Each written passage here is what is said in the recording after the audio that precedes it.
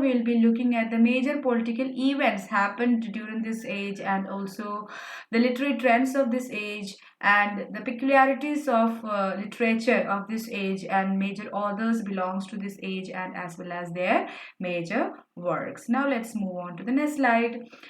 So let's see the Puritan Age. The Puritan Age is actually from 1625 to 1660. Okay, in 1625, what happened? 1625, age of Charles the First ended, and James the First ended, and Charles the Second ascended to the throne of England. So that's what happened in 1625. And after that, what happened?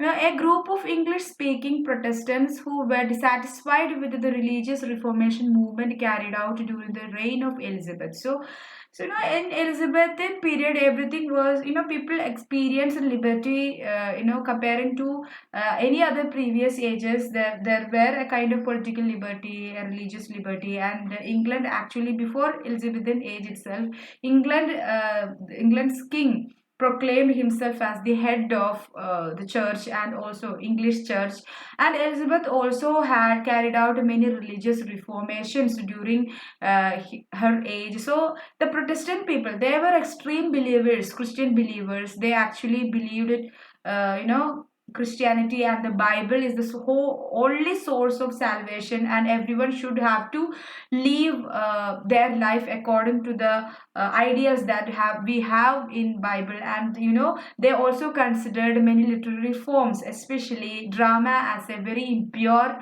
genre, very impure thing that actually misleads and and also promote people to do sins as well. So they believed in that way. So a group of people were there like that in England who were actually dissatisfied with the reformations and liberties that religiously made during the age of Elizabeth. So they were dissatisfied. So they want a purification of the church. Okay, they wanted a purification of the church. So the religious beliefs, they actually morally, they believed that morally everything got devalued, and everything got, because of this liberty, because of this reformation and all happened, religion got more and more impure. Because of that, any strict values were not given to church and its values. So basically they demanded a purification of the church. Not only they wanted a purification in church, but in a way they aimed at a purification in their own terms in society as such. So no sooner or later they emerged as a political force during the English Civil War. And English Civil War happened between 1642 to 1651. Okay, so during just before English Civil War, we can see that this Protestant group who actually were dissatisfied with the religious reformation of the previous age, they emerged as a political force. They didn't restrict themselves as a religious group, but they emerged as a political force in order to get an enactment, or kind of establishing their own ideas. And after James I, Charles I came into throne, and a series of conflicts happened between Charles I and his followers. And Charles I is known as Cavalier, and his followers were known as Cavaliers. Okay, I have already mentioned it here in the previous overview of history of English literature. You can check on that. So Charles I was the king, and his followers were known as Cavaliers, and they were on one side, and the other side we can see parliamentarians or roundheads. Okay, these parliamentarians means the majority of the parliamentarians were Protestants. Okay, so Protestant middle class people were parliamentarians or roundheads, and Charles I supporters were known as Cavaliers. So these two groups, Cavaliers and Parliamentarians, they had many conflicts. A series of conflicts were there. So during the year 1630, what happened?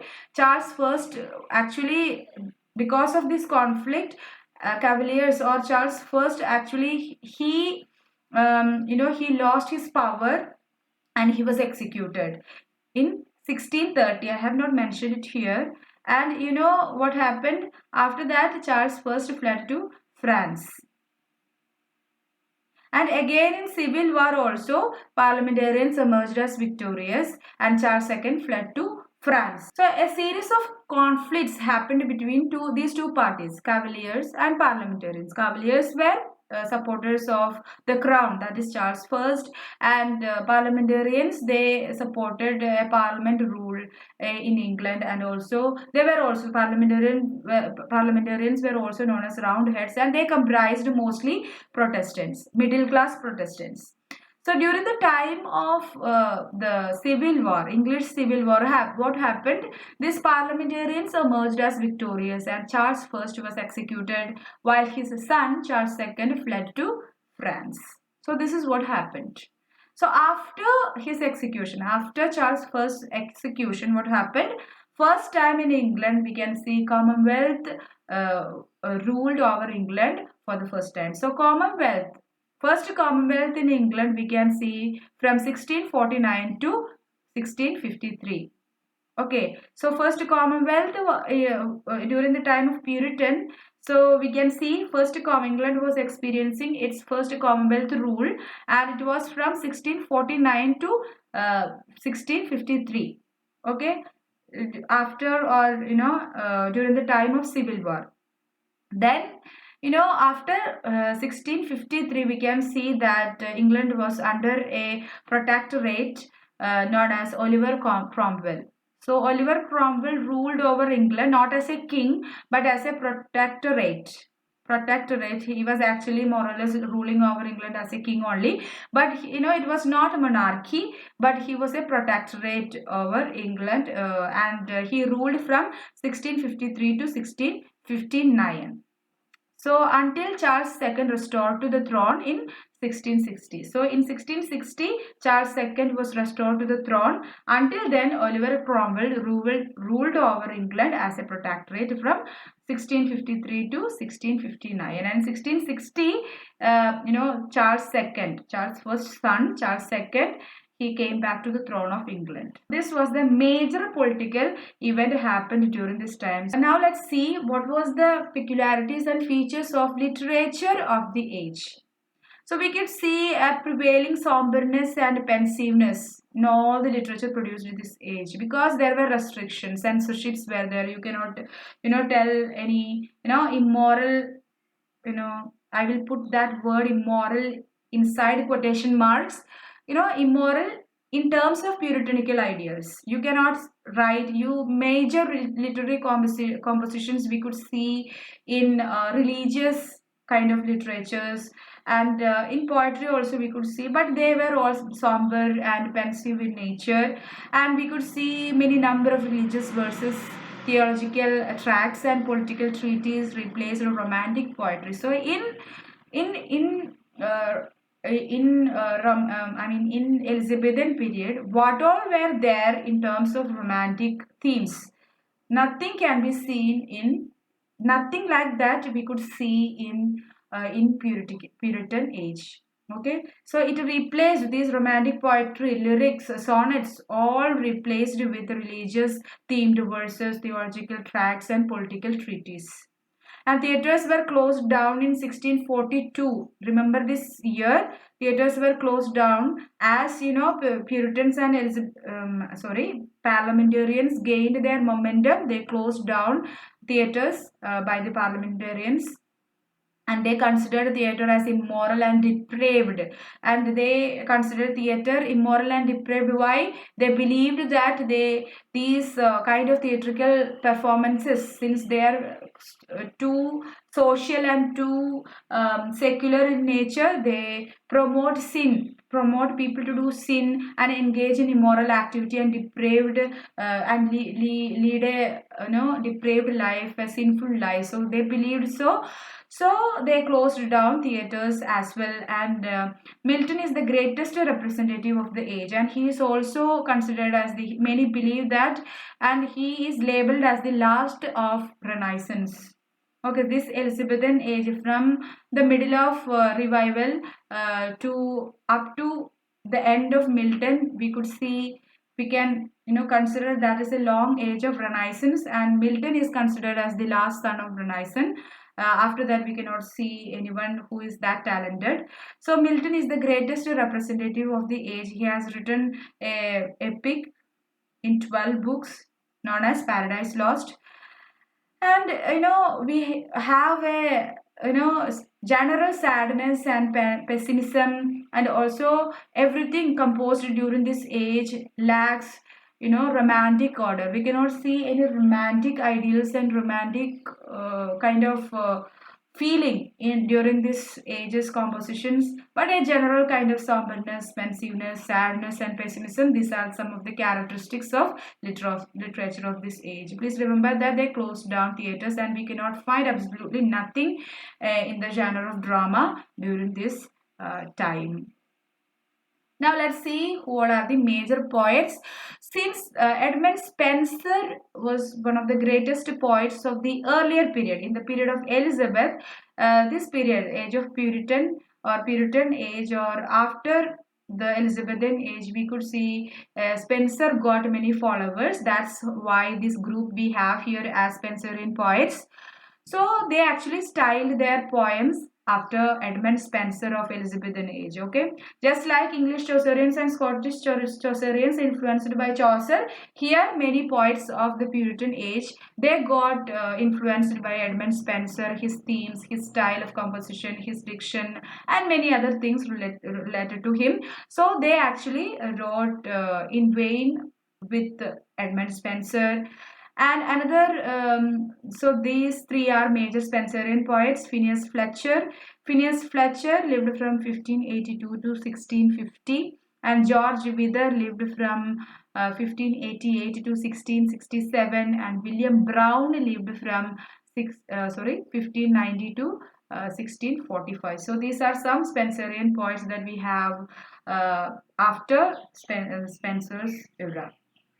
Next group of poets we have is Cavalier poets. Who all are Cavaliers? Cavaliers were supporters of the crown, and they were supporters of Charles I. So these poets were mainly poets in the court of Charles I. So Cavalier poets belongs to the court of Charles I, and they basically aim to entertain, and they mainly talked about the themes of honor, ideal kind of life, such themes they actually portrayed in their poets. Their main aim was to entertain, not to promote any moral values, any instructions, any teachings of any kind of values, or any religious values. Also, they were not doing anything like that. Their just sole aim was to entertain, especially the court and the king, and also they dealt with the theme of honor.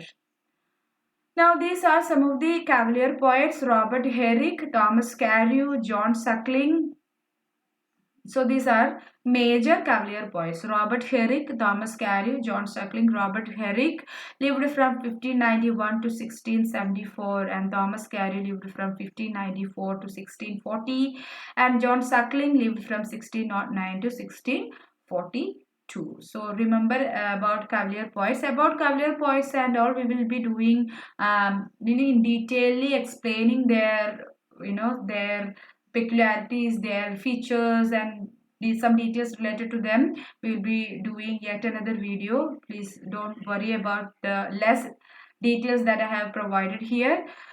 So after that we have metaphysical poets too. So metaphysical poets, we could say that they belong to both Jacobean period as well as Puritan period. So most of their themes were also puritanical in nature. Okay, it's not that they are puritanical, but religiously they composed many poems religiously about religious values. Okay, but metaphysical poets were too deviant, or they were too diverse from any other group of poets. Okay, any other group of poetry that so far people have seen. Okay, we could see wit, inventiveness, and kind of newness, a kind of inventive nature had in these metaphysical poems, elaborate stylistic maneuvers, and rich in intellectual complexity. So intellectual complexity and inventiveness, a kind of experimentness and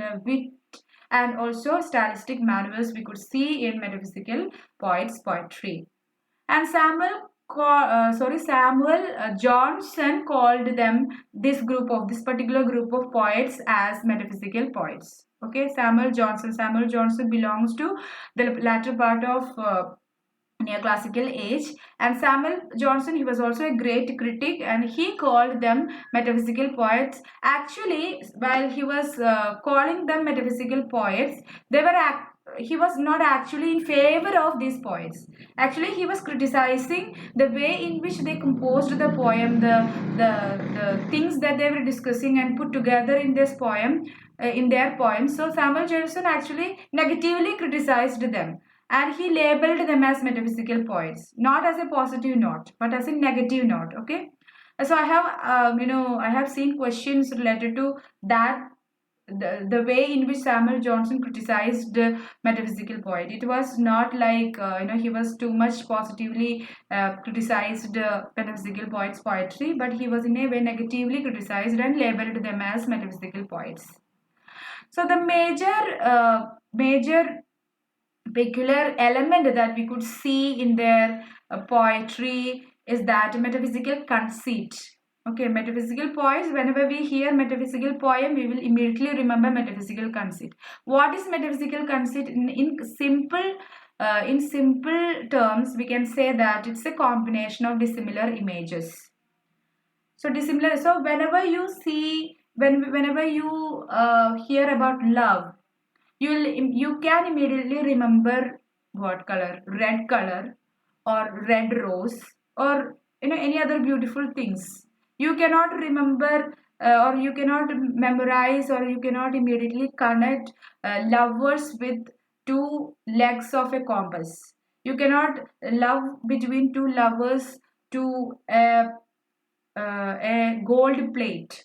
So in that way, they will actually bring about far-fetched metaphysical elements or metaphysical images together, and they will form a combination, a dissimilar combination of these dissimilar images, and they'll bring about a new kind of conceit.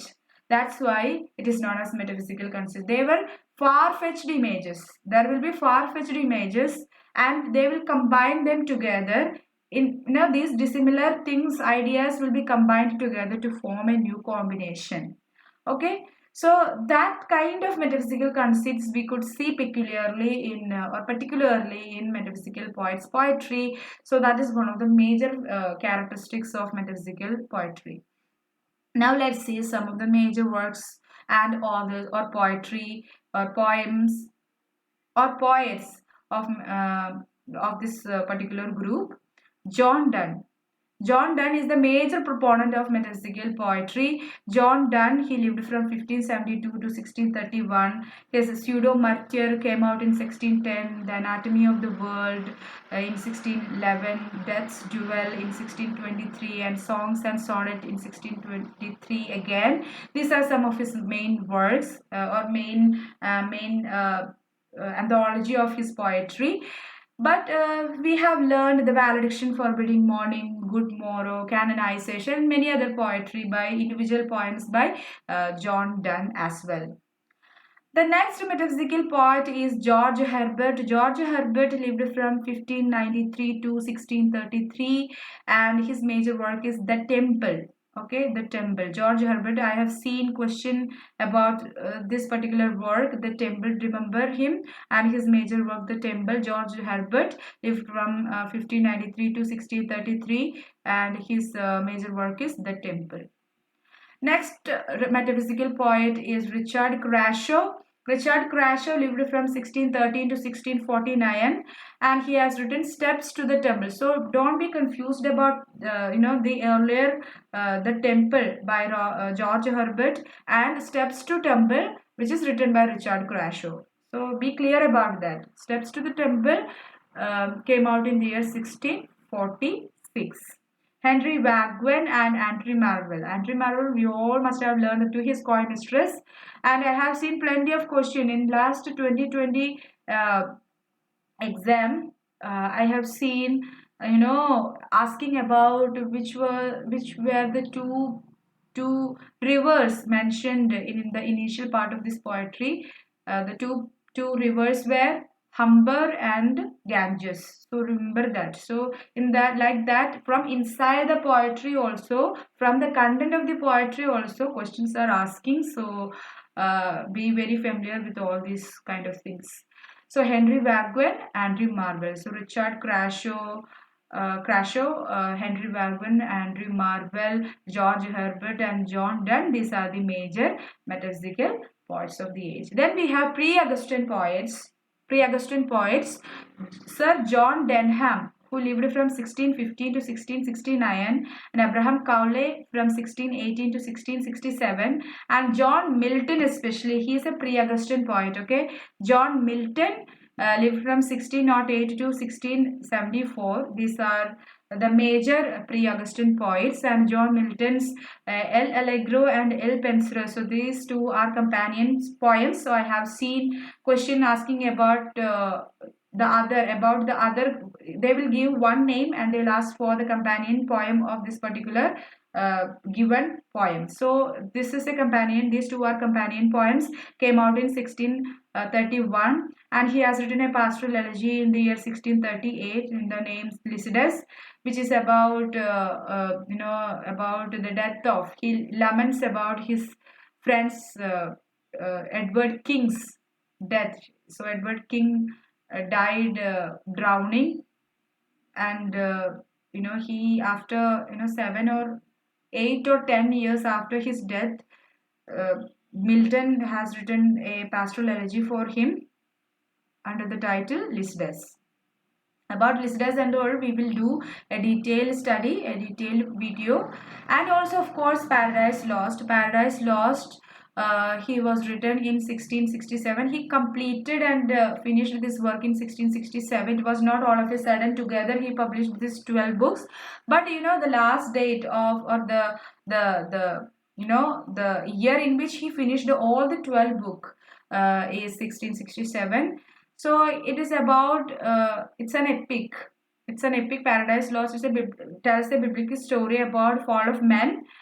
And it was originally, when it was published originally, he published only 10 books. And later 12 books was published in 1670. So in 1667, he published only 10 books. He originally published all these books of Paradise Lost, and when it was originally published, it only had 10 books, but later in 1674, he made it into 12 books. So Milton, he himself says that, this book is all about man's disobedience, and he is attempting to explain God's ways to man. So these are the two themes Milton, he himself says as the themes of Paradise Lost: man's disobedience and explaining God's ways to Ways, God's ways to man. Okay, about Paradise Lost, lots of questions I have seen in one of the previous question papers. I have seen that how many sentences were there in the invocation of book first of Paradise Lost. It was three. Only three sentences were there. So or three sentences are there. So in that way, many questions from inside the epic also we could see. So when we deal with Paradise Lost individually in a video, we'll be looking all of them. And now, yeah, that's all about this age of Puritan. So please remember the major political events happened during this age. I think I hope that you have got something, some details related to this age. If you have any suggestions, any questions, queries, you can always comment that in the comment section. And if you have not subscribed to my channel, please do subscribe and press the bell icon so that you get a notification when I upload a video, and also press like button and share to your needy friends, those who are also preparing for net. And also, if you want me to make any other topics that you want, then do that, mention in the comment section as well. I'll be very thankful and happy for your comments, eagerly waiting all of them. And yeah, if you want more materials, you also can visit my website known as www.highpoint.in, or you can WhatsApp a message, leave a message in the WhatsApp number that I have given. So that's all. Let me meet you in the next video. Until then, bye bye. Thank you.